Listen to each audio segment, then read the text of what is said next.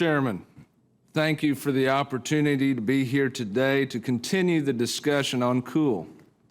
I appreciate your leadership on this issue. In my opinion, COOL is a failure, and the best solution is full repeal.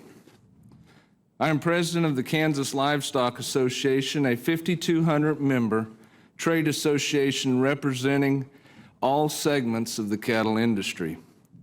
KLA members have long opposed COOL because we feel it is a cost to us without any benefits. Proponents of COOL have long said mandatory labeling would increase demand for U.S. beef. After 6 years of implementation, it is clear that is not the case. Kansas State University published a comprehensive study in November of 2012. Their study utilized multiple methods to gauge consumer perception and the use of COOL, and came away with several findings. The study determined demand for beef has not been positively impacted by COOL. In addition, typical U.S. consumers are unaware of COOL and do not look for origin labeling. USDA's own economic analysis provided to you in May supports these findings. While proponents of COOL say they have surveys that show Americans want to know where their beef comes from, the K-State study actually measures how Americans vote. And Americans vote with their pocketbooks by purchasing beef. And as the study found, they don't consider COOL in their purchasing decision. Why then would we incur the costs of a program that the consumer is not demanding? For a Kansas perspective, we sought input from Glenn Tonser, Associate Professor of Agricultural Economics at Kansas State, and a primary author of several studies on COOL.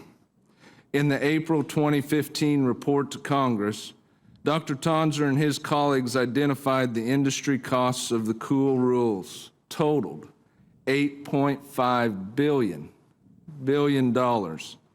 The sum of the adverse impacts from the rules on all segments in the Kansas, as Mr. Chairman, you mentioned earlier, is $500 million. That's $500 million out of the pockets of Kansas producers, processors, and consumers for a program providing no value. COOL is a failed experiment. The WTO has ruled against it the U.S. 4 times. The next step is for Canada and Mexico to retaliate. We continue to hear some pro-COOL groups and members of Congress suggest that the process is not over and therefore it is too early to act. We disagree. We have 2 options: repeal or face retaliation from 2 of our largest export customers. Both countries are very clear about this.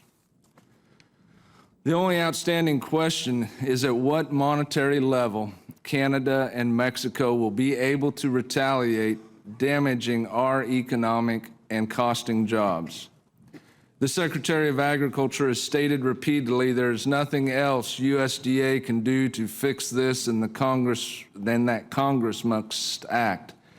He also reports to you in a letter in May that repeal is a way to prevent retaliation. On both of these points, we agree.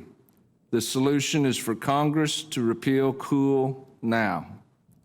300 House members demonstrated in a strong bipartisan vote that the time has come to stop this madness. We encourage the Senate to exhibit the courage to do the same. Mr. Chairman, thank you for this opportunity to be here today.